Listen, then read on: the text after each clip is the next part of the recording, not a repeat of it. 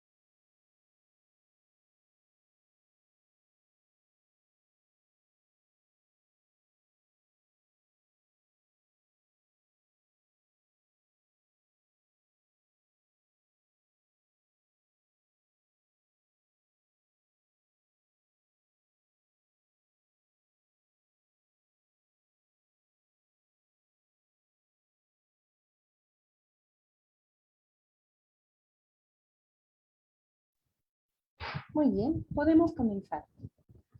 Señor Benjamín Capelletti.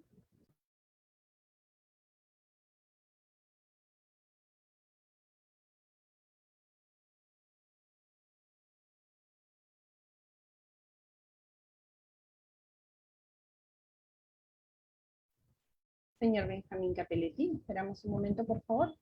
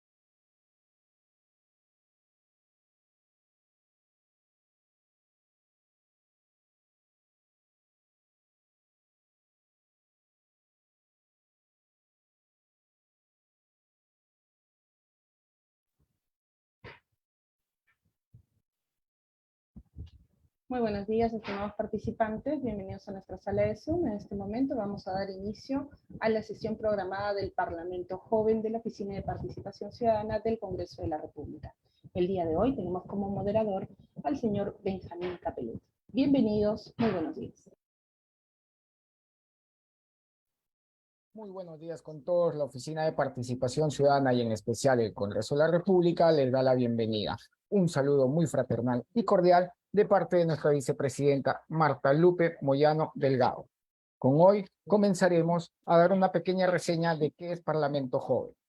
La Oficina de Participación Ciudadana, con el auspicio de la Fundación Hans Seidel, desarrolla el programa Parlamento Joven, cuyos objetivos son fortalecer en los jóvenes peruanos las capacidades de liderazgo, promover una cultura de debate constructivo que se realiza a través de la recreación de la organización parlamentaria, conocer las funciones del congresista de la República y las actividades que se desarrollan en las comisiones de trabajo y en las sesiones plenarias.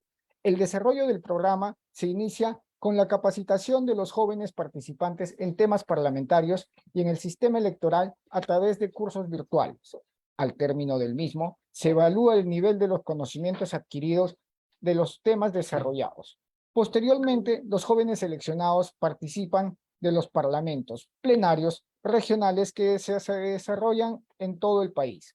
Los plenarios regionales se llevan a cabo de forma presencial con la participación de 130 jóvenes por cada jurisdicción, de acuerdo al orden de mérito obtenidos en sus respectivas regiones, a excepción del distrito electoral de peruanos en el extranjero que se desarrolla de forma virtual.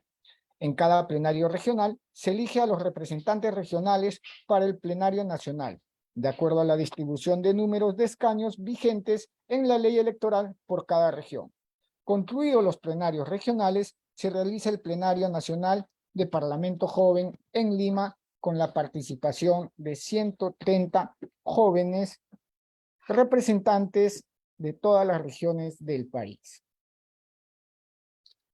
Con ustedes vamos a pasar el formato de nuestra expositora del día de hoy, que es la señora Elizabeth Sea. Por favor, me da un segundo.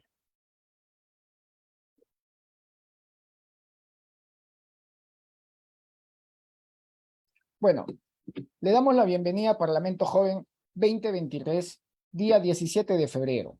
Vamos a dar por inauguración el programa Parlamento Joven, que se inicia con la participación de 6.836 jóvenes inscritos de todas las regiones del Perú y los jóvenes peruanos residentes en el extranjero, que serán capacitados por una selecta plana de docentes de prestigiosas universidades de nuestro país, junto con los comisionados del programa Parlamento Joven de la Oficina de Participación Ciudadana del Congreso de la República.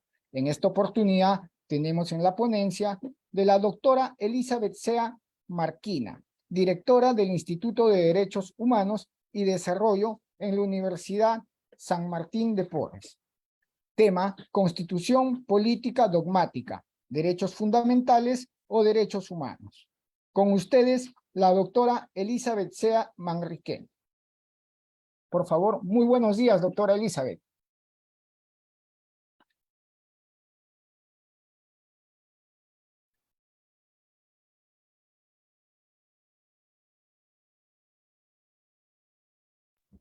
Aló, Benjamín, disculpa que a la señorita Elizabeth Sea se le ha caído la conexión, aparentemente. Esperamos un momento, por favor. Perfecto, no se preocupe. Muchísimas gracias. Vamos a estar informando a nuestros jóvenes participantes del reglamento que tenemos en nuestra vía Zoom.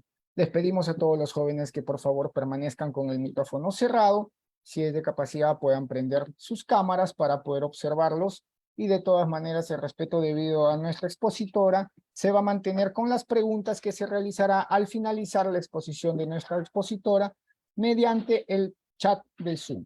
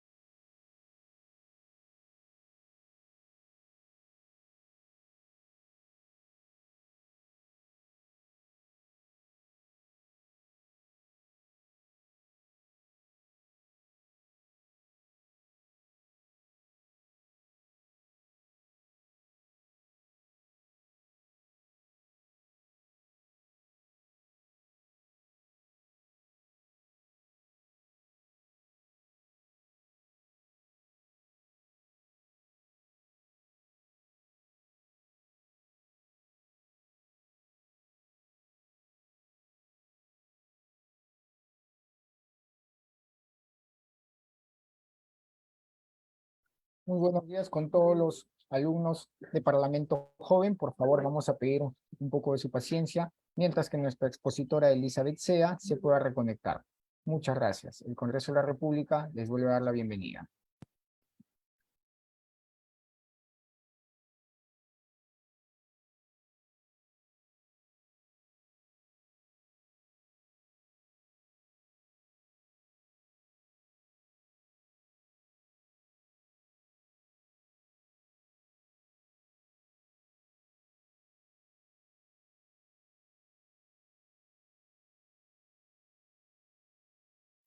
Listo, señor Benjamín Capelete y la señorita Elizabeth Sea se encuentran nuevamente en la sala con nosotros.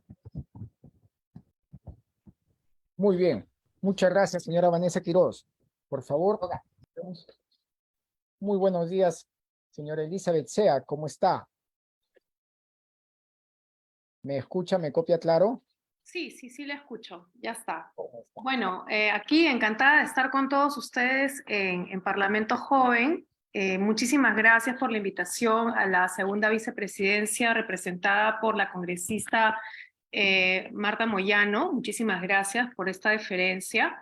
Mil disculpas por ingresar a esta hora, pero he estado entrando y saliendo por la gran acogida que ha tenido Parlamento Joven en sala. Estoy viendo 300 alumnos, 300 participantes conectados, lo cual es todo un éxito. Desde ya felicito muchísimo a la organización. Y bueno, definitivamente por razones de tiempo, yo no voy a quitarles mucho tiempo tampoco, porque también tengo algunos asuntos propios de mi profesión el día de hoy, pero por supuesto siempre hacer un tiempo para compartir un poco de los conocimientos en materia de derechos humanos y de derecho constitucional con los participantes de Parlamento Joven. El día de hoy vamos a hablar de forma muy sencilla sobre este contenido dogmático de la Constitución. Hoy en día se pone mucho o está, digamos, en la mesa de la discusión el tema de si es que se adopta o no una nueva constitución, si es que una nueva constitución venga esta por una reforma total de la constitución o eso a lo que yo considero un artilugio inconstitucional, un antijurídico, que es la Asamblea Constituyente, pero muy aparte de la forma, ¿qué significaría tener una nueva constitución?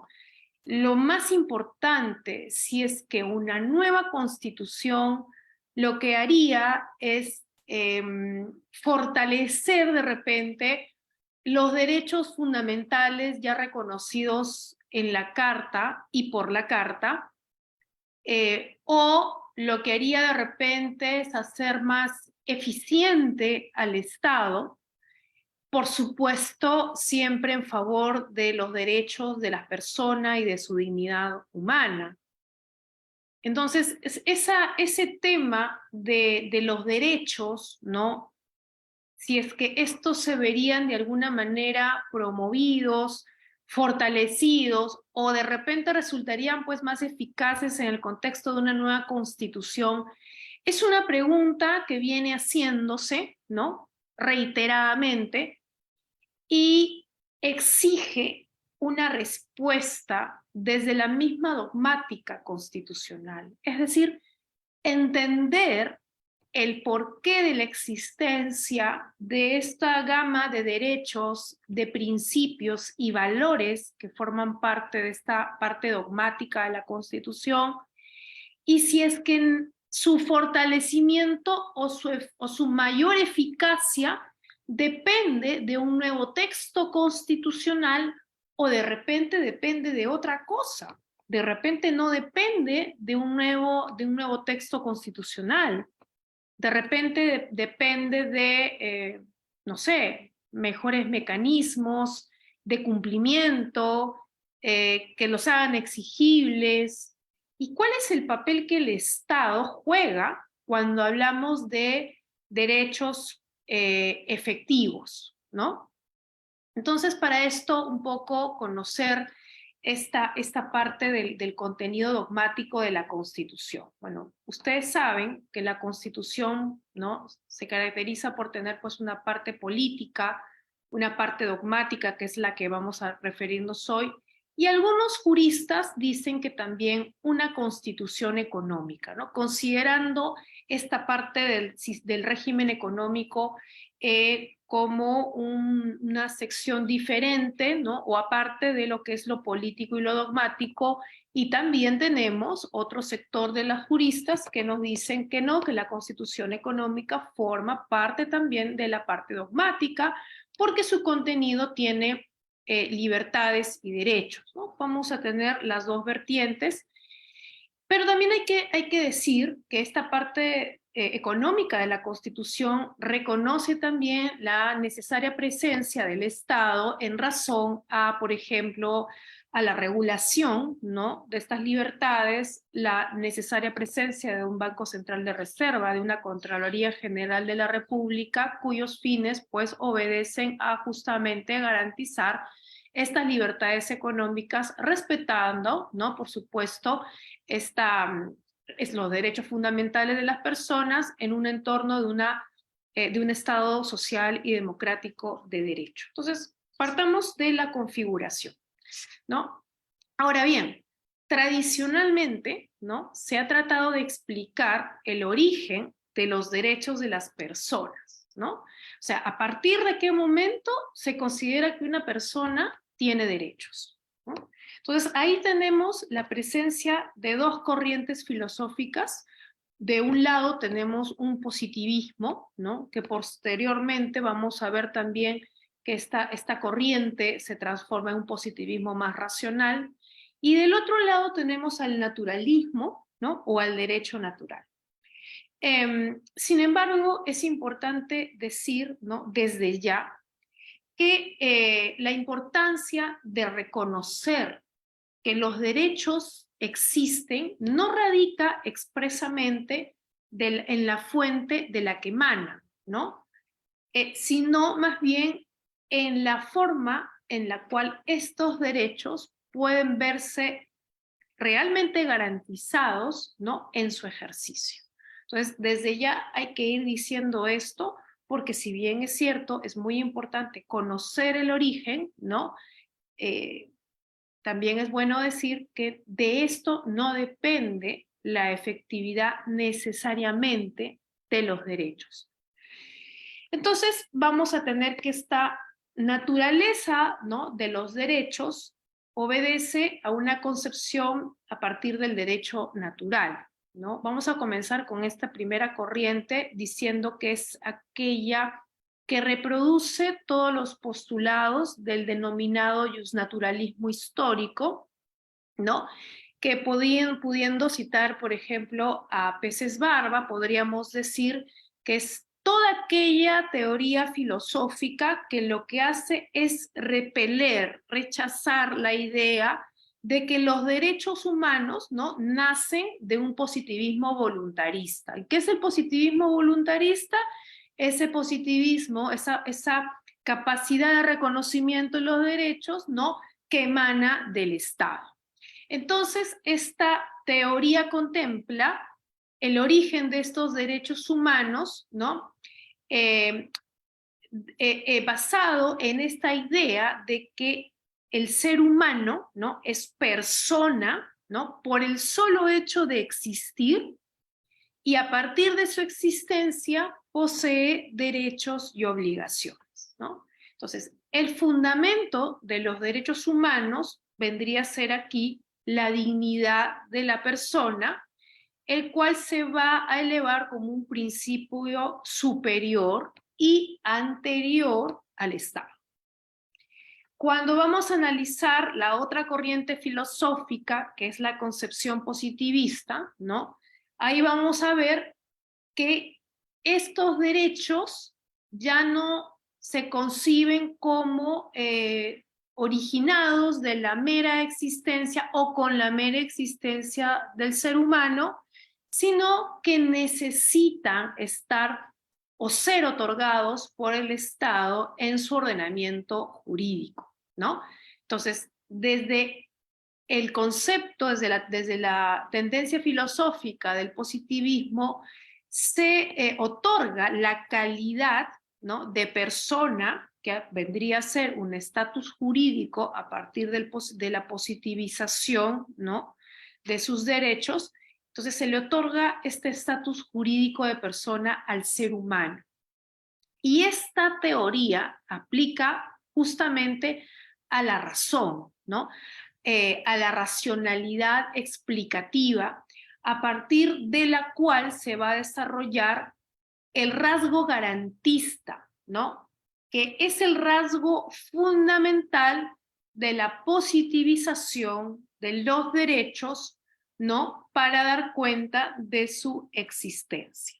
Entonces tenemos dos corrientes, ¿no?, diferentes, distintas, y que aparecen en distintas etapas históricas que dan cuenta de cómo se originan los derechos o cómo se conciben los derechos a partir de uno u otro postulado. Pero algo, ¿no?, que comparten ambas fuentes, ambas posturas filosóficas, es la importancia que tiene la dignidad humana. La dignidad humana aparece en ambas posturas como fundamento de los derechos humanos. Entonces es preciso también citar un concepto bastante completo, a mi juicio, del jurista Nogueira Alcalá, ¿no?, cuando redacta esta obra, La interpretación constitucional de los derechos humanos, cuando nos dice que la dignidad de la persona es aquel rasgo distintivo de todos los seres humanos, ¿no?, que lo distinguen, ¿no?, este rasgo distintivo de los seres vivos, o sea, lo diferencia de los demás seres vivos, ¿no? Y que tiene la característica principal de constituir un fin en sí mismo. Impide que la persona se convierta en un medio para otro fin, ¿no? Y dota a la persona de autodeterminación, ¿no?, y de realización del libre desarrollo de su personalidad.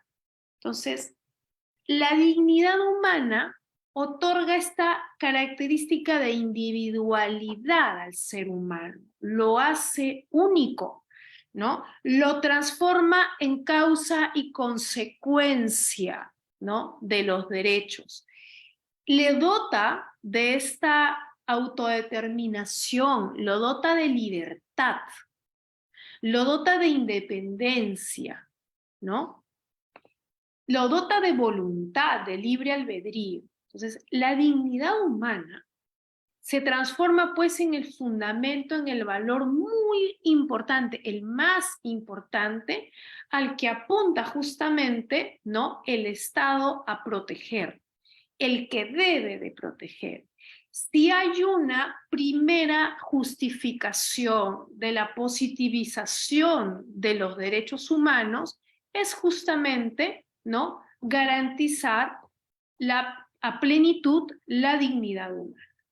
Entonces, eso como un primer concepto, ¿no?, y que va dando cuenta de la importancia de reconocer la existencia de los derechos humanos a partir de la existencia de la dignidad humana. La dignidad humana como valor y principio, ¿no?, central, esencial, demanda respeto, custodia y realización. Respeto, custodia y realización por parte de la sociedad y del Estado, ¿no? De esta manera se convierte la dignidad humana en el punto de anclaje de la dogmática constitucional, ¿no?, en el centro, en la base. Aquello que reconoce la existencia de los derechos humanos y que va a permitir, ¿no?, que se desarrollen más allá del positivismo voluntarista del Estado. La mera existencia de la dignidad humana permite que estos derechos humanos se desarrollen más allá de lo que el Estado, a partir de su ordenamiento jurídico, pueda reconocer o pueda positivizar. ¿Ya? Entonces, fíjense la importancia que tienen los derechos humanos, ¿no? A partir de su origen, y cómo estos sobrepasan, ¿no? Y trascienden al mismo Estado. ¿Esto qué quiere decir? Quiere decir que la dogmática constitucional no puede prescindir del reconocimiento de un sistema de valores morales, ¿no? Sociales y también de la ética. Quiere decir que la dogmática constitucional no solamente va a verse expresada a partir de la positivización de los derechos humanos, sino desde su esencia, desde su contenido. Y ese contenido es muchísimo más que solamente jurídico.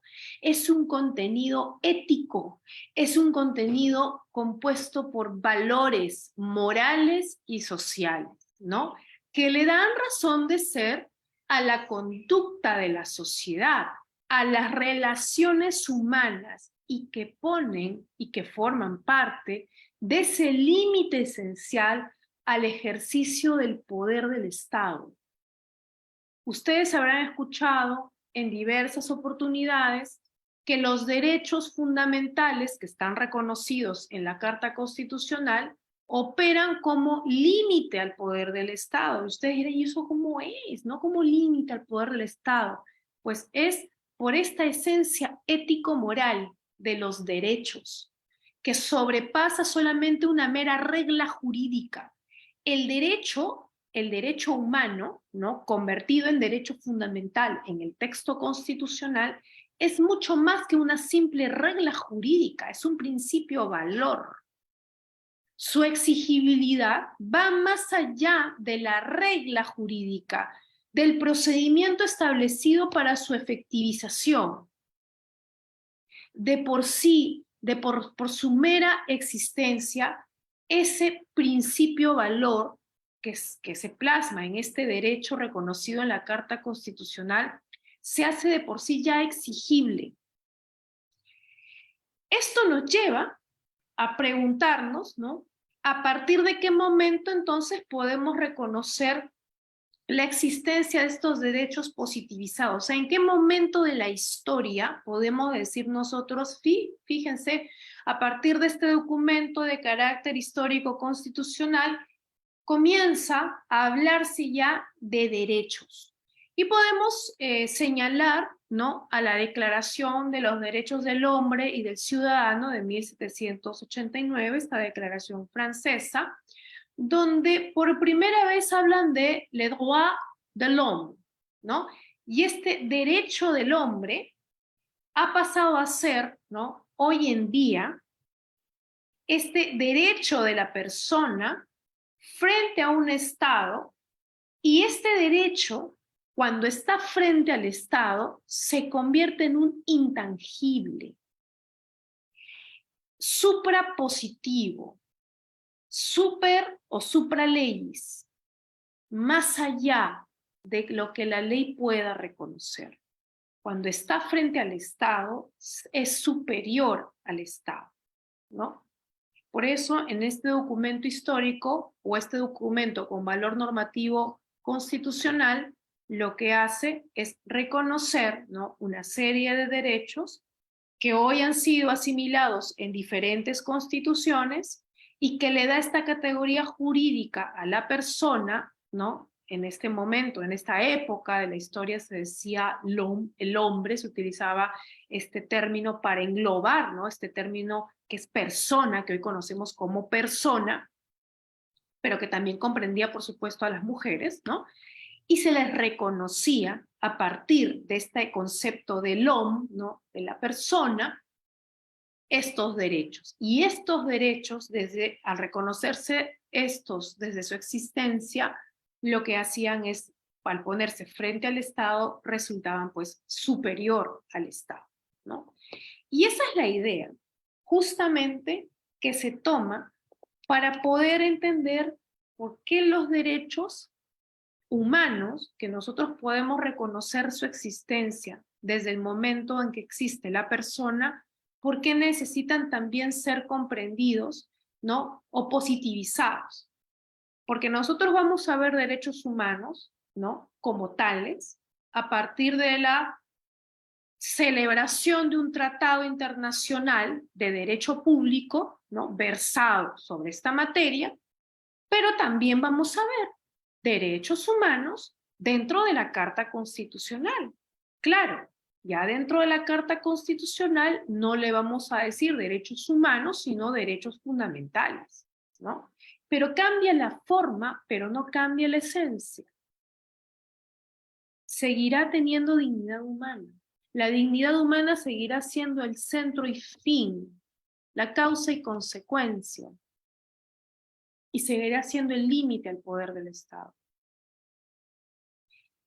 Ahora bien, ¿no? Existen pues diversas corrientes jurídicas, ¿no? Que reconocen, ya lo hemos dicho, este origen de los derechos humanos, ¿no? Pero quizás lo más importante y lo que debe de trascender es la naturaleza que está basada en este valor ético y moral, ¿no? Lo que no podemos dejar de afirmar es que los derechos humanos son principios de carácter moral y social, ¿no? Y que se van a hacer eficaces a partir de su positivización.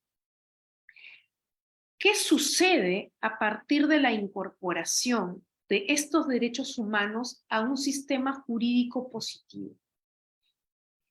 Lo que pasa, ¿no? Es que en su momento fueron principios de naturaleza ético-moral, ¿no? O sea, de la naturaleza ético-moral, al momento de positivizarse, lo que hacen es adquirir una vía de justa exigibilidad o de justa reclamación. O sea, a partir de ese momento en que el legislador positivo reconoce, ¿no? En la Constitución, en la ley, ¿no?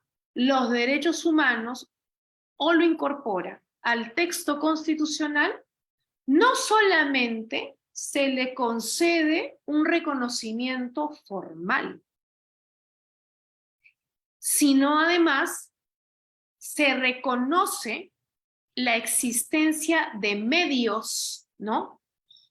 A favor del desarrollo y de la realización de estos derechos en la Constitución. O sea, no se queda solamente en la formalidad de reconocer, ¿no?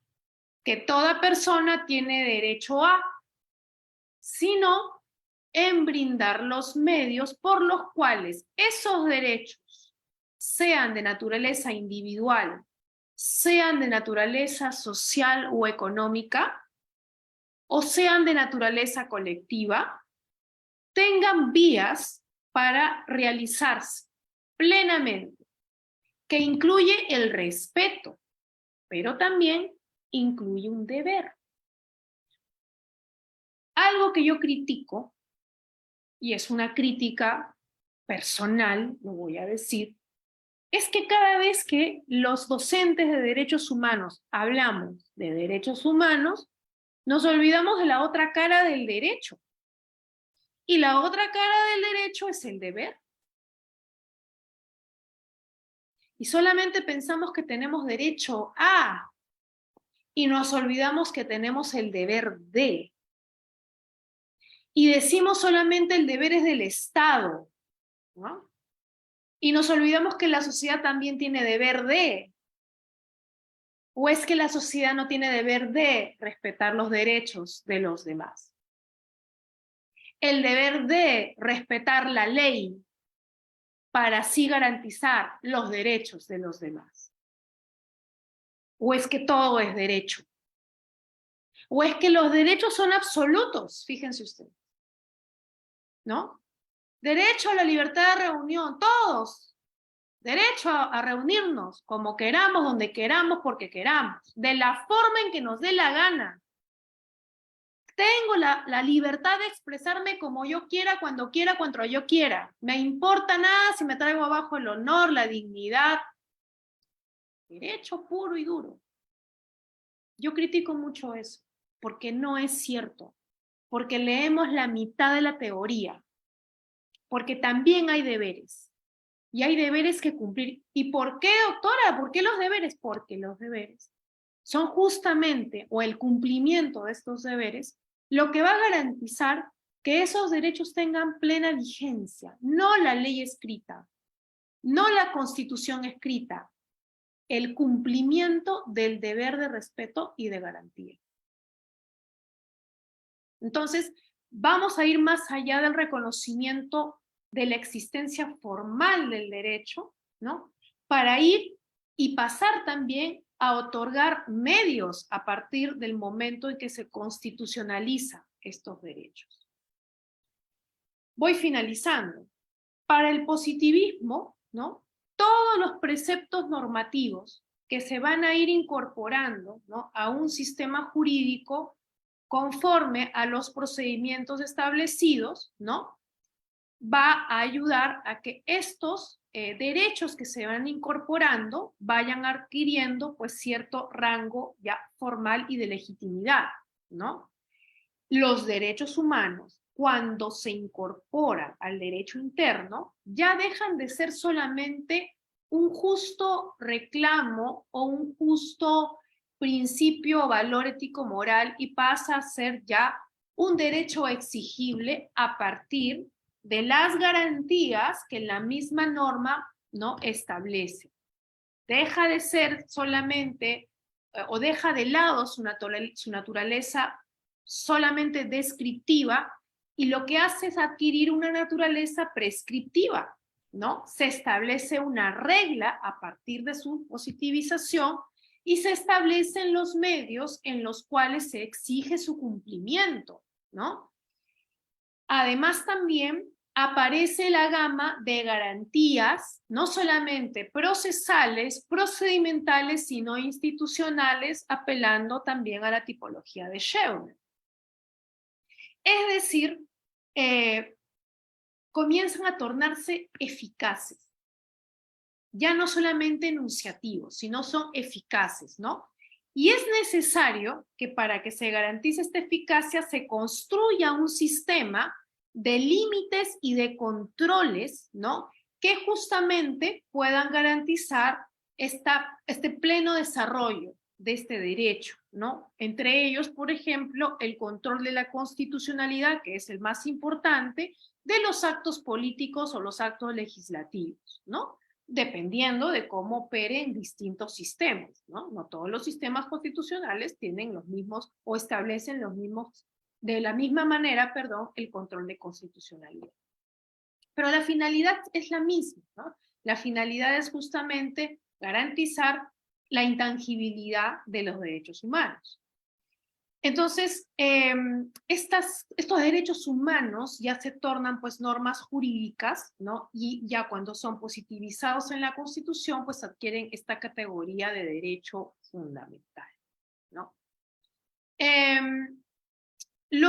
Quizás si quisiéramos saber una diferencia, ¿no?, palpable entre lo que es un derecho humano y lo que es un derecho constitucional, yo apelaría más a los sujetos involucrados, ¿no? O sea, desde la teoría de los derechos humanos, los derechos implican que el titular de la obligación sea el Estado, ¿no?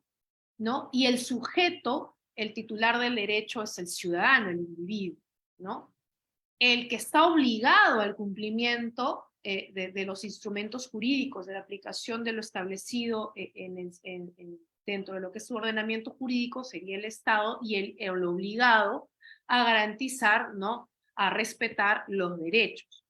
Pero cuando vamos ya dentro de lo que es lo fundamental, los derechos fundamentales, ya hablamos de que no solamente es el Estado el obligado, sino también la sociedad en su conjunto. Y aquí ya hablamos de una relación autoridad-ciudadana, dentro de lo que es la contextualización de los derechos fundamentales, ¿no? Entonces, por eso es importante que estos derechos humanos sean reconocidos en la Carta Constitucional. Ahora bien, rompiendo el mito de que si no está puesto con punto, raya, coma, sello, fondo de agua en la Constitución, si así no está comprendido el derecho, no existe, eso es una falacia.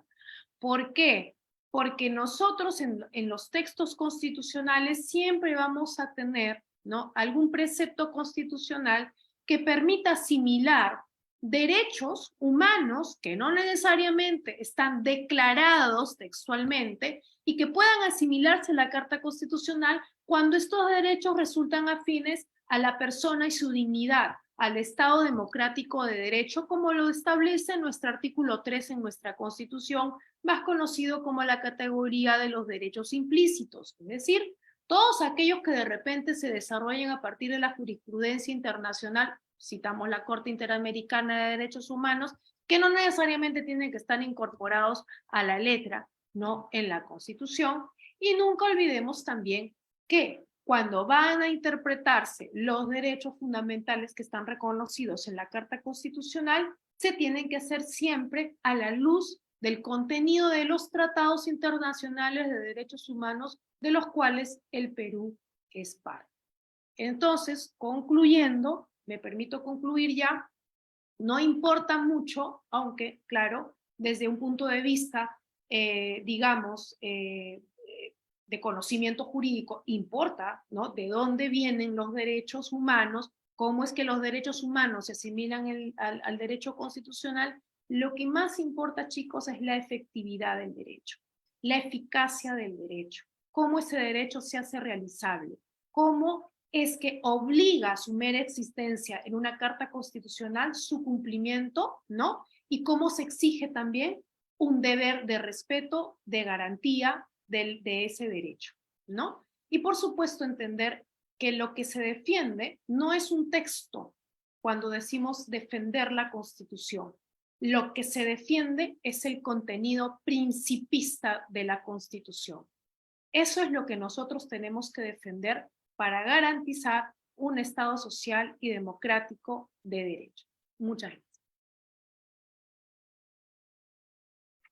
Muchas gracias, doctora Elizabeth. Qué importante las palabras que ha nombrado para nuestros jóvenes, ¿no? Defender nuestra Constitución, pero ante todo el deber y los derechos de los ciudadanos que tenemos, y que más nosotros los jóvenes del Bicentenario empezar a respetar a los pobladores, a aprender a la convivencia ciudadana, que es lo importante. Doctora, si me permite, por favor, nos daremos unos 10 minutos para que pueda tener el tiempo, de repente algún alumno tenga alguna duda, nos puede hacer una pregunta, por favor, levante la mano, tenemos 10 minutos para que la doctora nos pueda responder. A ver, por favor, algún joven que tenga alguna duda. Tenemos a Santiago. Comenzamos con Santiago. Santiago, por favor, ¿puedes encender tu micrófono para poder hacer tu pregunta? Una cosita, súper. Benjamín. Si te podríamos solamente 4 preguntas, Perfecto. disculpas, pero el tema No, es el tiempo ahorita. Sí, no se preocupe. lamentablemente. 4 preguntas agradezco. para poder, sí, no se Te preocupe. agradezco. Está dando 5 minutos, 10 minutos. Por favor, Santiago, ¿nos puedes hacer tu pregunta? A ver, por favor, ¿puedes escribirla por el chat? Aparentemente no tiene micrófono. Ya. Entonces Santiago, pasamos ¿nos con puedes escribir? Elías Pilco. Elías Pilco, tienes el micrófono encendido. ¿Puedes hacernos tu pregunta? Muchas gracias. Iraque, muy buenos días y gracias por la situación de todo el presente. Saludos también desde la región Ucayali. La pregunta es simple y sencilla, me pareció interesante. Comparto mucho lo que nos dijo la ponente, la doctora, en cierta parte, ¿no? Ya que los jóvenes tenemos derecho a eso, tenemos derecho al otro, pero no cumplimos el deber también, ¿no? Desde muy temprana edad que somos adolescentes, ya que la ley CONAJU nos permite, nos dice, ¿no?, que el joven es de 15 años a 29 años. Ahora, ¿Cómo podemos nosotros fortalecer o seguir esa instancia o esa incidencia, viendo como lo mencionó, ¿dónde están? Con la autoridad ciudadana, a muchos de nosotros que no podemos llegar? Un claro ejemplo, ¿no? Comunidad nativa, comunidad campesina, o tal vez traduciendo a su lengua materna. Sería una buena opción para que esto sea fundamental y también para las futuras generaciones, en los colegios, en los institutos, o etcétera, ¿no? Muchas gracias.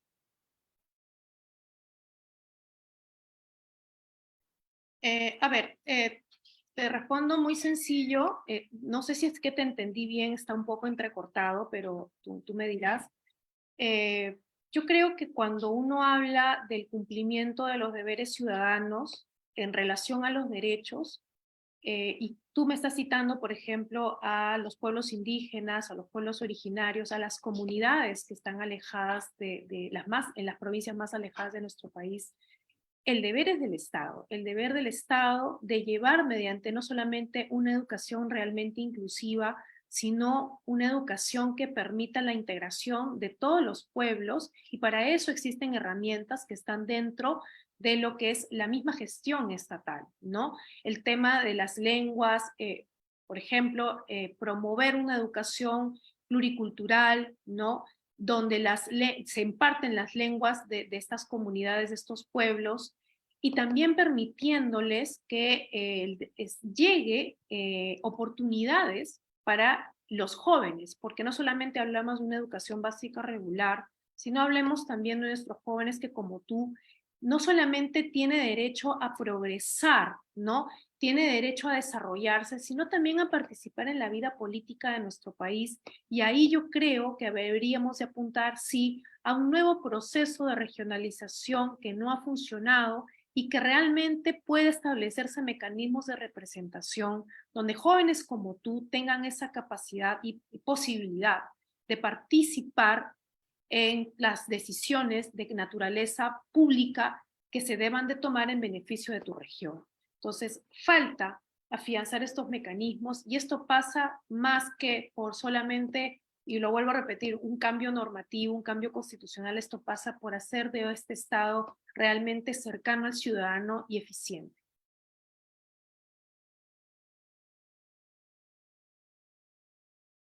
Muchas gracias, doctora. Vamos a pedir, por favor, a los participantes que la pregunta sea un poco más clara y concisa para la doctora. Tenemos 2 preguntas más. Por favor, Vanessa, ¿me puedes abrir el micrófono a la siguiente persona?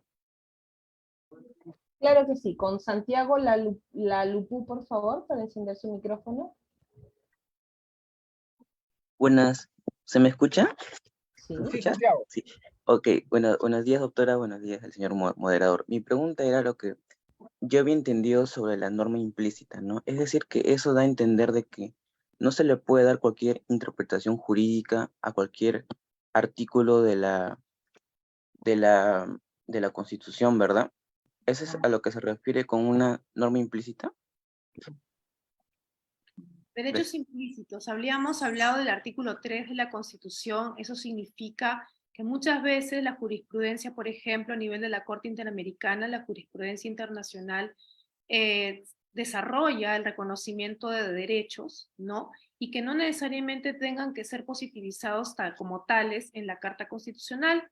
Entonces, esto permite, este reconocimiento a partir del artículo 3, permite que esos derechos también sean asimilados al corpus constitucional sin necesidad de una positivización, sino solamente interpretando que esos derechos también deben ser reconocidos y respetados por el Estado.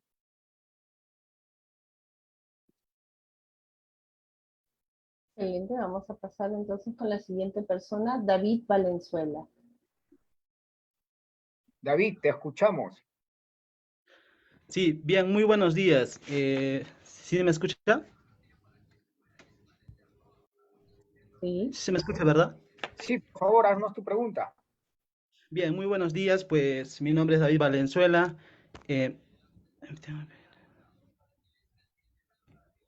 A ver, muy buenos días. Mi nombre es David Valenzuela. Soy de aquí de de Arequipa, del departamento de Arequipa.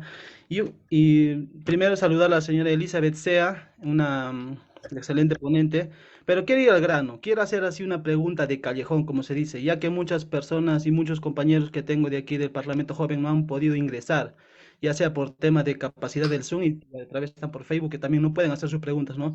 Pero quiero hacer un tema, una pregunta así personal y a lo que dice también la población en este caso, de lo que escucho.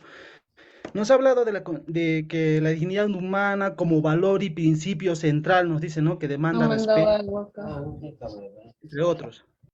Pero yo quiero una pregunta así de callejón, al grano, que yo sé que muchas personas humildes se preguntan, ¿dónde queda el derecho humano en este caso con las personas que vivimos hoy en día toda esta crisis política y con respecto a las personas fallecidas en este tema de protesta? O sea, ¿dónde se involucran los derechos humanos a la vida? ¿Quién es responsable de ello? O sea, me refiero a muchas personas se preguntan, dicen, ¿no? O sea, tal persona falleció y ¿dónde está? O sea, ¿quién se responsabiliza de ello?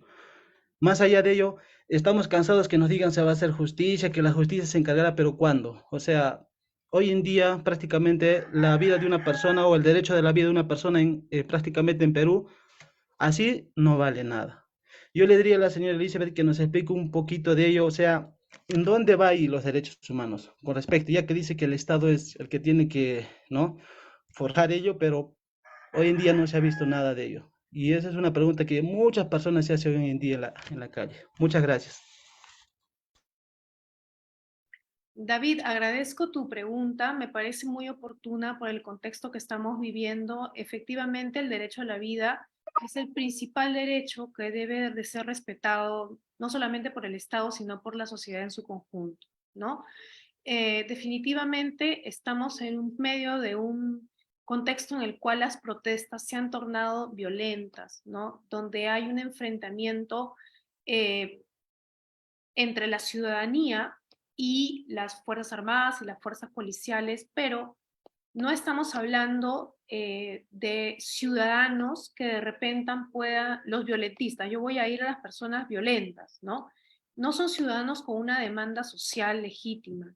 Pero yo veo que detrás de todas estas protestas violentas, lo que sí ha habido son muchos peruanos que han sido usados o han participado con la expectativa de que se va a generar un cambio a partir de este tipo de violencia que se ha desatado, a partir de esta forma de protesta que, como ustedes sabrán, no es legítima, porque la protesta que está amparada, ¿no?, dentro de lo que es la gama de los derechos humanos y el derecho constitucional es la protesta pacífica. Los actos vandálicos tienen que ser sancionados por ley. Más allá de esto, hay fallecidos. Hay personas que han fallecido en este contexto de las protestas, en el contexto de tanta violencia, que merecen, sea quien sea el que haya fallecido, merece justicia, merece saber por qué falleció, cómo falleció y si hay responsables, sean responsables por parte del Estado o responsables por parte de la ciudadanía, tienen que ser sancionados severamente, tiene que aplicarse la ley como debe de ser. Aquí la labor es del Ministerio Público y sí, la ciudadanía tiene el derecho de exigirle a sus autoridades que actúen rápidamente, que no pueden pasar mucho tiempo sin que se sepa el porqué de estas muertes. La responsabilidad a quién le pertenece para que pueda ser sancionado, individualizado y sancionado. Pero me entenderás también, David, que dentro de un Estado social y democrático de derecho, como tú lo entiendes, no podemos criminalizar la función de las autoridades. Porque cuando uno criminaliza la función y no individualiza a los responsables, podemos caer en una anarquía. Y tengamos en cuenta que también este sistema que garantiza seguridad nacional tiene que funcionar y tiene que ser fortalecido. Con eso no te estoy diciendo que pueden estar exentos de responsabilidad. Claro que sí. Y para eso están las autoridades que tienen y deben funcionar. Si no lo hacen, Si el Ministerio Público no investiga, si la Policía Nacional no investiga y no sanciona, tiene responsabilidad internacional el Estado y puede ser demandado ante una corte internacional. Entonces, definitivamente hay que decir las cosas como son, en su estricta y justa dimensión, ¿no? Y yo deseo, como ciudadana peruana, que todos los fallecidos en el contexto de tanta violencia que hemos vivido alcancen justicia y alcancen la verdad.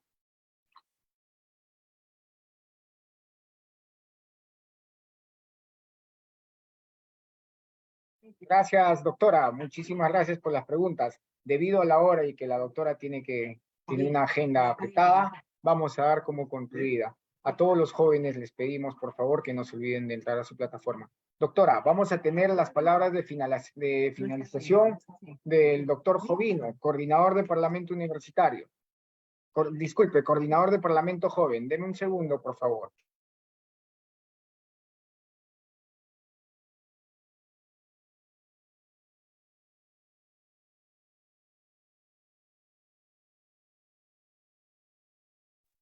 Jovino, no se les escucha. Por favor, probamos su sonido.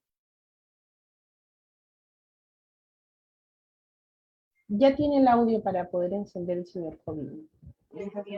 Listo. Ahí.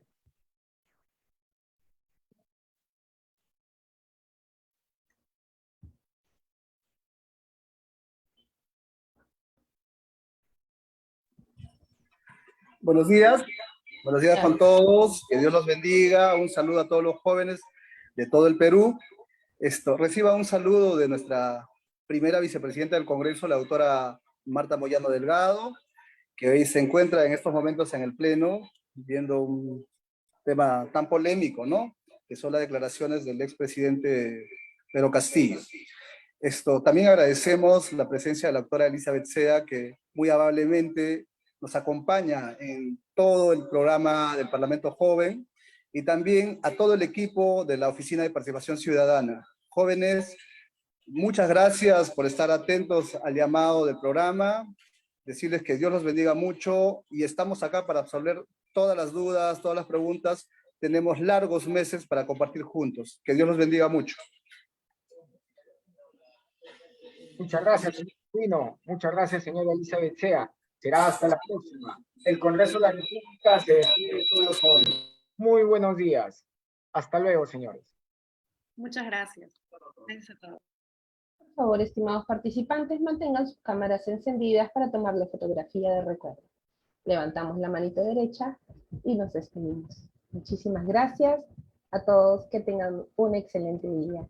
No olviden, por favor, deben registrar su asistencia en el link que ha sido compartido a través del chat de Zoom. Si nos está viendo desde Facebook, el link lo encontrará anclado en los comentarios. Muy buenos días y hasta la próxima. Por favor, enciendan sus cámaras, jóvenes todos, para tomar la foto de Parlamento Joven. Son un minuto, por favor, sus cámaras.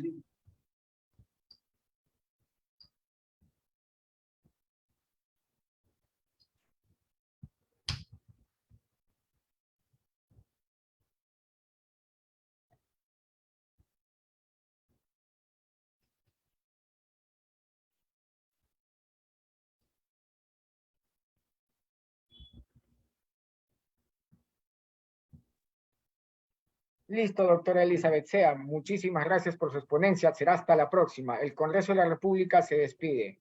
Hasta la próxima, compañeros.